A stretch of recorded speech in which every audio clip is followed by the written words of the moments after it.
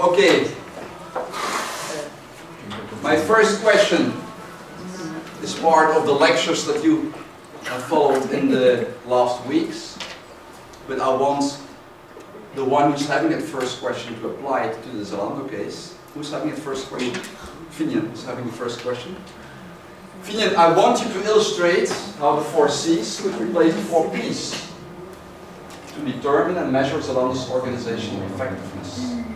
So the 4P marketing model was a model that was used before to determine and measure organizational effectiveness. I want to make the change from P's to C's and apply it to the Zalando case.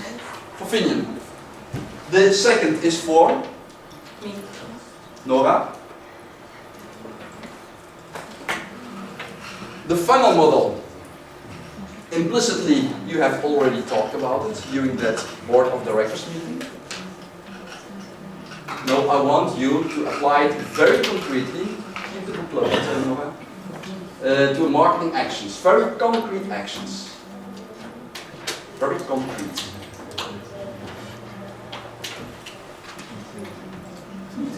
Tree. Who's having tree? Pauline? What do I mean? This is, you read very often in American newspapers, connect the dots. What do they have in common? This is actually a little bit the story behind Zalando. Not the story about Zalando, but the story behind Zalando. This is for Pauline. 4 is for Janina.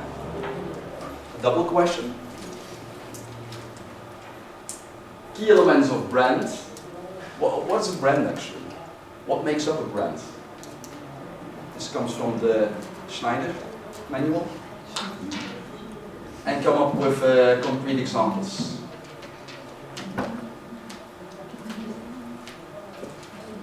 Because branding is key for Zalando. And 5. All of these have been studied or at least mentioned in the report. Lorraine. There were similarities, there were differences. Up to you to tell us a story about these companies.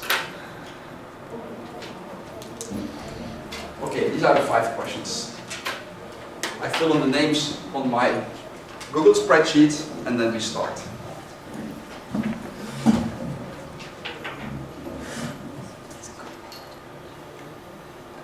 Now it's each for her or himself.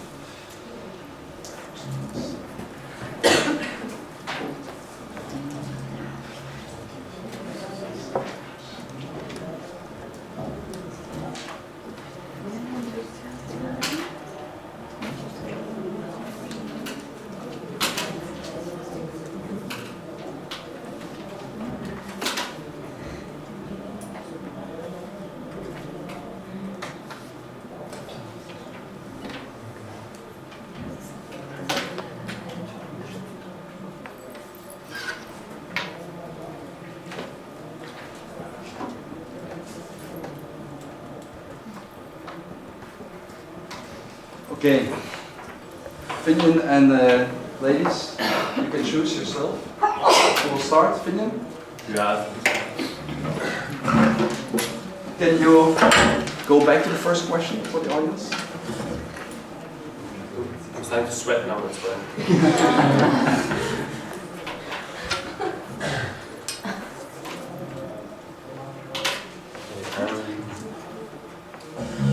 To read out to you all. Illustrate how the 4 C's could replace the 4 P's to determine and measure Zalando's organizational effectiveness. So I'm sure you all know the 4 P's. Hopefully. To me? No. So okay, you have a price. Okay. P. And you have the C. And the price is going to turn into the cost.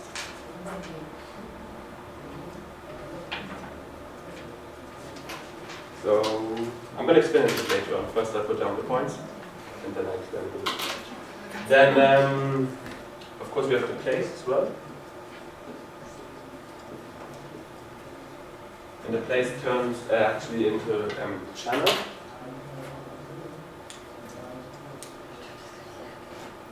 And you can also call it convenience.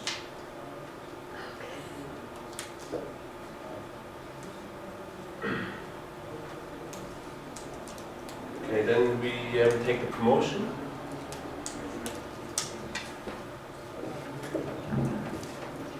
That versus the communication.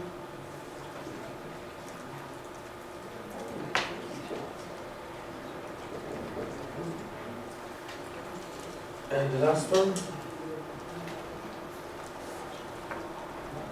we have the promotion product, of course. And that change into the consumer or customer.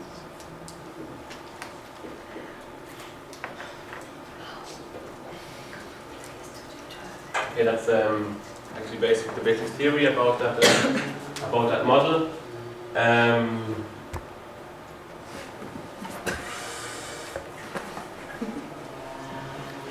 And actually, what is the most interesting about that is that the C's are supposed to make it more measurable for Zalando, because by only defining the price of the product, you cannot really measure. Okay, you can say I'm going to sell a pair of slippers for 95, but what's actually the effective cost behind that? What am I for Zalando? What are my import costs?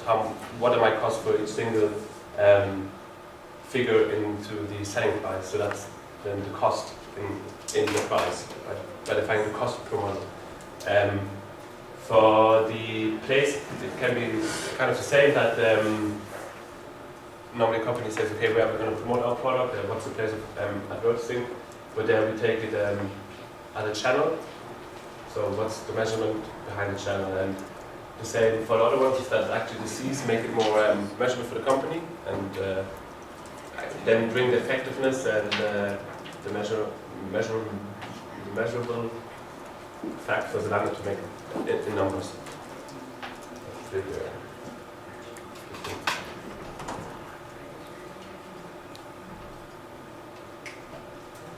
Okay, the last one. Give a very concrete example about the change from product to consumer. Yes, okay. 30 seconds.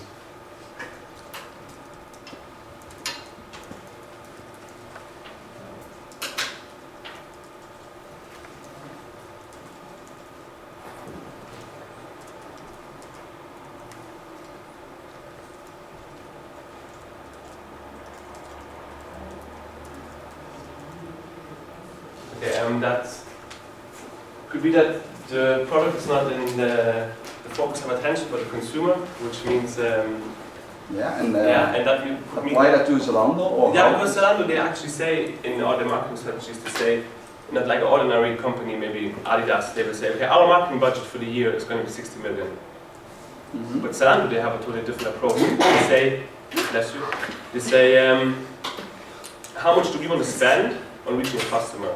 So how much do I want to spend in money till I get you to buy on my homepage? So if you calculate it down around 7-8 euro, about that's what they spend per each customer. They say how much the factor X is needed to have a consumer in the end on our homepage. And that's the big philosophy behind Zalando. That's totally different to mostly all other companies. Okay, thank you, Finian. The next one. Can I have the next? Ania? I try.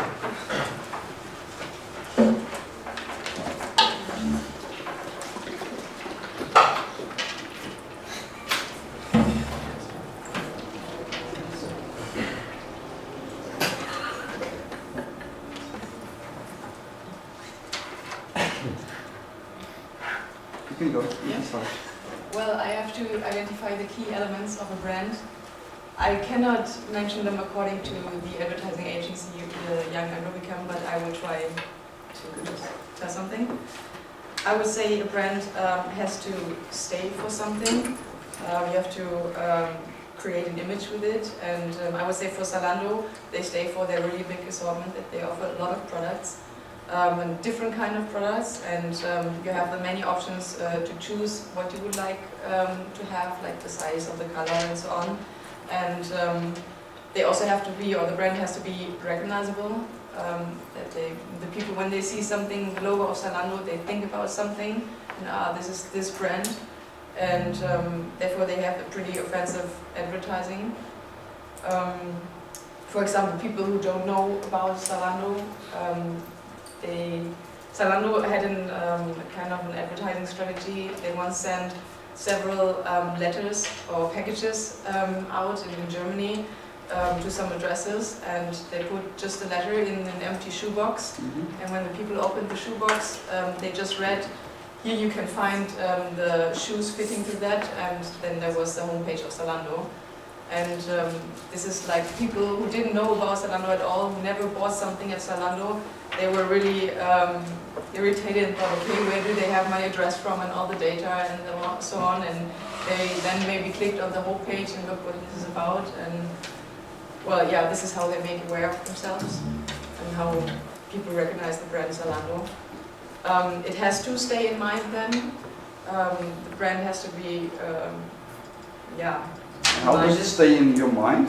I think Zalando, especially because of all the advertising, through the TV commercials, as we have seen, you probably don't set to another program when this advertising appears. You watch it because you see, oh, there's a story behind it, see how it goes and what it is about. And it's pretty offensive maybe, and the screaming at the end, and yeah, this is maybe how they stay in mind. Oh, this is Zalando, right? They have this kind of advertising, and when they see it on Facebook, yeah, this TV commercial, and yeah, I think this is, especially for Zalando, how they stay in mind.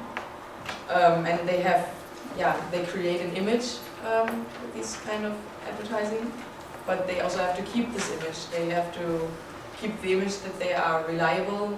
Zalando also stands for pretty cheap products and free delivery. You don't have to pay for delivery. If you don't want it, you can send it back for free. And it goes pretty fast. You can have it sometimes in the next day or the next 2 days.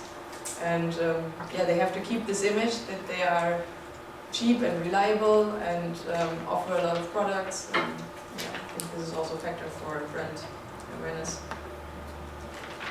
Yeah. That's it, more or less. Okay, I want to go Maybe, on the word image, because branding, it's all about image building. But now, what makes up the image for a customer? I mean, what's the brand of HZ? What does HZ mean to you, students? Maybe, yeah. There's, or whatever brand. When people, yeah, brand, for example, if you take BMW, you know, it's a reliable car. It's not a car that breaks down after 3 years. You can drive it a pretty long time, and you have, yeah, good. Yeah, from the inside it looks good, and you have everything you need, and it's very comfortable to drive that car. And yeah, for Zalando, they also have to create an image to their competitors. They have to be better than them. Especially in France, you have Part2 and Zalando, which are pretty popular, and therefore you have to create that image that you are better than them, and that people should buy at your homepage, because you are the homepage that offers the most and the best, and the most options, and is the cheapest and the fastest. Okay, you mentioned two important things. Is it indeed, is it good, is it not good, and what in the theory of Young and Rubicon is called, what is the perceived value? Now keep in mind that I know a lot of people, they do not want to drive a BMW. They want to drive a French car because it's softer. And so the perceived value might be different from one group of customers to another. There's no such thing as the best car. It simply does not exist. Because if you will do interviews with different customers, you get different answers. What you say about being better. Maybe better is not the best word here. Being different. That's branding. From a customer. When they are. What makes your BMW different from a Mercedes-Benz, for example? Well, Zalando is different from, for example, I don't know Part2 and Zalando really well, but Zalando has the really offensive advertising, and maybe the perceived value is that people at the beginning say, oh no, they are so annoying and I don't want to see that anymore, and I don't like it, but they are aware of it. They get the attention, and people maybe think, oh, when they see the ad on Facebook, okay, maybe why not just click on it and see what this is about, and even if they actually don't like it and are annoyed with it. And they know this at Zalando, Yeah. and you have written this in your report as well, and they believe that even bad comments are valuable comments, because of awareness, like you said. We touched perceived value in the theory of Young and Rubicon. We touched differentiation. And it's one thing that is important to keep in mind if you create or want to create an image, a brand image, for a certain customer group.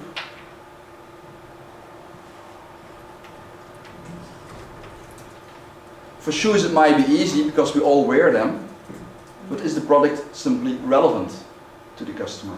A BMW will not be relevant to a 10-year-old boy. No, shoes are. Everybody needs shoes. But everybody needs shoes, so with regard to relevance, for shoes it's more easy, or it's easier than for cars, for example. Although you have different types of shoes, for example, high-heeled shoes are not relevant to me. So please do not invite me to the Zalando lunch to offer me high-heeled shoes, unless you know that I'm looking for the best Christmas gift for my wife. That's different. If you have that intelligence, if you have that information, you might do it. And then it becomes relevant. If I get all the time invitations from Zalando to buy high-heeled shoes, why I'm not looking for them, not even as a gift. This is actually why you have only access to Zalando Lounge when you create an account. And yeah, you have to enter your email address and your name and so on, and you do it on purpose because you want to use the Zalando Lounge and receive some updates, and then Zalando sends you the fitting stuff that suits you. And yeah. In theory. And it's not Zalando, it's Emirates. It's Emirates, the newsletter. The newsletters, yeah. It's a Yeah. company specialized in Okay, Janina, thank you. Nora, are you going next? Yeah, it's question 2. Okay, explain the funnel model and apply it to the marketing actions of the Zalando statement. So far, from my knowledge, is that the funnel model, very short, is it's about the level of trust between customer and the different medias. So how Zalando is using it, and Zalando is an online retailer and is using mostly online or TV marketing for its own. You can see the differences in between, because we had one of our sources where it shows from statistics that TV is much more trustworthy in the eyes of today's human being than internet, for example, because it exists longer. So they always assume it that when you have big brands showing very often on TV, that something must be true about it. That's like the feeling for customers nowadays when they watch TV, for example, and compared to something on the internet, was like, let's say, adults that didn't grow up with new medias and only got to know it when in their 30s or 40s. They don't click on everything they just see. They are always a little bit aware of the fact that something might be bad, and nowadays in the medias you have always these bad knowledge about viruses, etc., etc. So internet isn't that trustworthy for them. So that's okay. Let's take the television campaign. Television campaign. Well, now what happens? You're sitting in a coach, watching a commercial on television. yeah. Now explain a funnel model based on this situation. Well, that's okay. For example, people who are watching, let's say, a history channel for more about reports and animals, books, etc., etc., you normally only see advertisement referring to books, other history things, etc. You wouldn't see something for Pampers or whatsoever. So they already related to the right customer. And the trust thing is about it that they think when they already watched, let's say, something about lions, that when they see a book about lions that is advertised, they have the connection that it's exactly what they want. They trust the TV that it's right what they see in a way. Yeah, but I don't get the explanation about the funnel model here. What happens then? You have not just one person, the coach, you have thousands, if not hundreds of thousands, in prime time sitting in that coach and watching that same commercial. That must relate to the... What happens in the back office of Zalando at that moment? Or what could happen? I know what you're referring to. You're sitting there, watching a commercial, going to where the commercial wants you to direct to, and what's next? That's the very beginning of the funnel. What's next? It must obviously show the same, when you, for example, go on the website, it must show you the same feeling that you had when you trusted the advertisement. Yeah, but that funnel, I may not make jest of the Well, I think that's the one where you have this really big, how do you say it, what's Trichter in English? Yeah, yes, go on. That horizontal... yeah, you know what I mean, like they go in, yeah, maybe I drove out. Okay. Okay, we have this big amount and people go in and in the end there comes only a little amount out, which would be like loyal people in the end. Yeah, so okay. When you feel like a big amount of people coming in the end only one might come out. So in between you have so much more advertisement. It starts with, let's say, mass advertisement. Okay, that's where we start. Now go on. And goes on to like more precise things. And where mass advertisement is always still TV best used for. Now so what's the very first stop, that vertical bar that you, what happens there? Yeah, well, some people are more interested and... How do you know that? They might watch something on the internet afterwards, or they click directly on it, get more information about it. But through TV, that's the thing what they already said. You don't really know if people watch it. It might be shown on the TV right now, but people... Don't you know? Well, you could have the statistic how many clicks you had afterwards after shown advertisement. For example, you have the knowledge that was shown in 5 million TVs, and afterwards you have 40 million, okay, that's over the top, let's say 20 million clicks afterwards, more than to the usual amount of time. But however, still, TV is still very rare for that science. People might just leave the room and don't even see it at the time when advertising is on. Sorry. Yeah, I want to make one remark here. They know pretty well how many people react. It's not for nothing that if you see these sales channels that they say, go now to the internet or phone now and hit code. What's the code for? It's exactly to know, have you watched this commercial or not? Yeah, it might. And that code even might be different from one day to another. And that way they can follow up exactly who's reacting on the television advertisement. But you don't always have codes in advertisements. Excuse me? So you don't always have codes in TV advertisements. It does not always Or say discounts or discount codes or whatever. But that's not always happening, I would say. That's it's happening more and more, or you can do statistics like you said. Yeah, but let's say 90% of the TV advertisement you see, you don't have a code afterwards. You have to type in for get, let's say, 10%. Yeah, because 90% at this moment are not having the intention to drive you at the same moment to the internet. Okay. Most are based, are created to create general awareness. That's it. And maybe to guide you to the fridge to take a beer instead of to the internet. Yeah, I think it's more like, for example, with public shows like. And they know, for example, they know exactly how many people react to the show. Like where you have to call for your favorite candidate, etc., etc. That's example. More happening in these commercial shows, I would say. Okay, thank you, Nora. The intention is indeed to go from the very first watchers to final loyal customers. By the way, I use Translate Google now. Trechter in English is funnel. Funnel. Funnel. Okay. Next one. Lorena or Pauline? Lorena? Okay.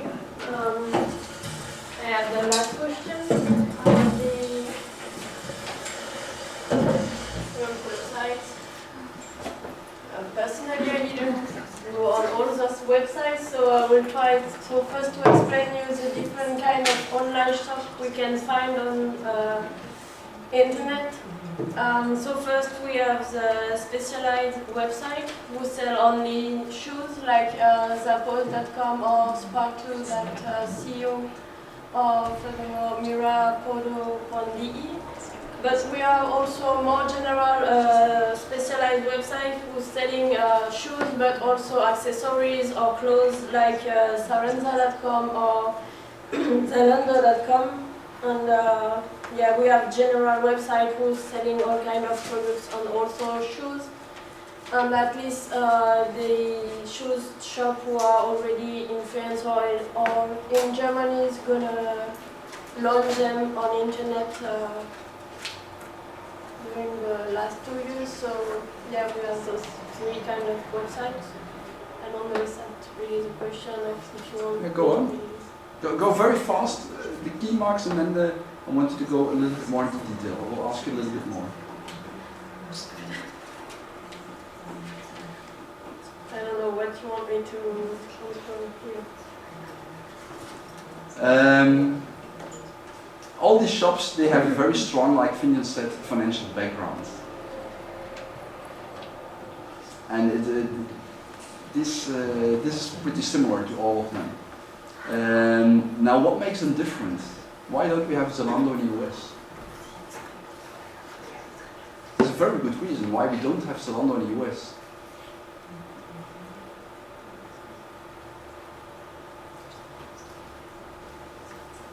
Do you think that we will ever have Zalando in the US? No. Okay, this was a guess. Why? Because it's important. To getting the bigger picture about the online shoe market.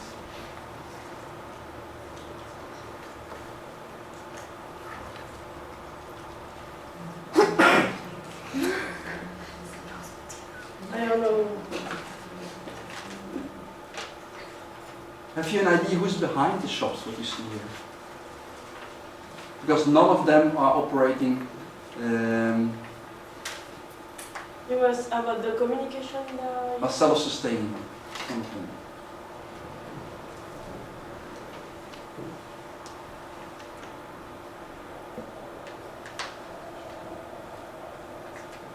I don't understand what you want me to. Now I want to have the big picture about the shoe market. Not just what you see as a customer if you go to the internet, but the business that is running behind. The business of venture capitalists, of investment companies.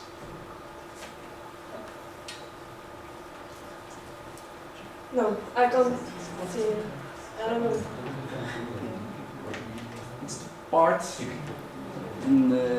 explained by the CFO. He was referring to it.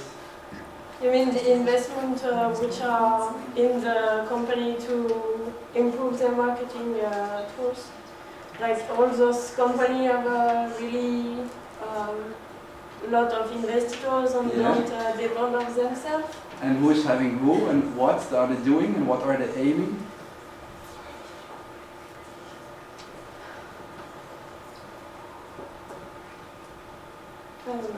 Javari, for example.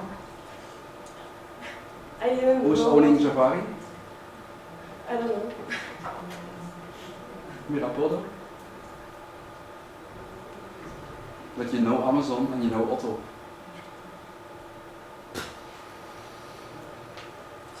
Yeah. Okay, Lorraine, stop here. Pauline?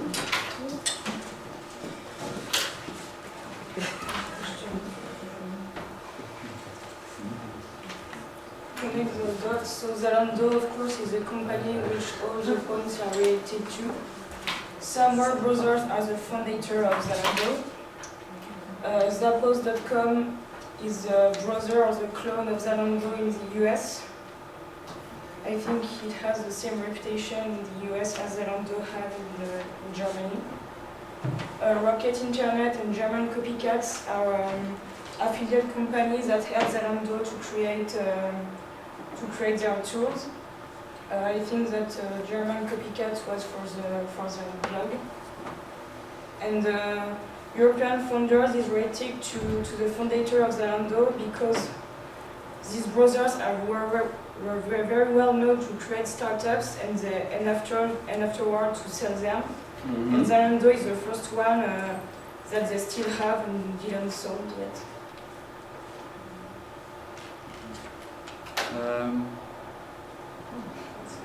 What you tell me us now, and this is for the whole audience very interesting, about online business.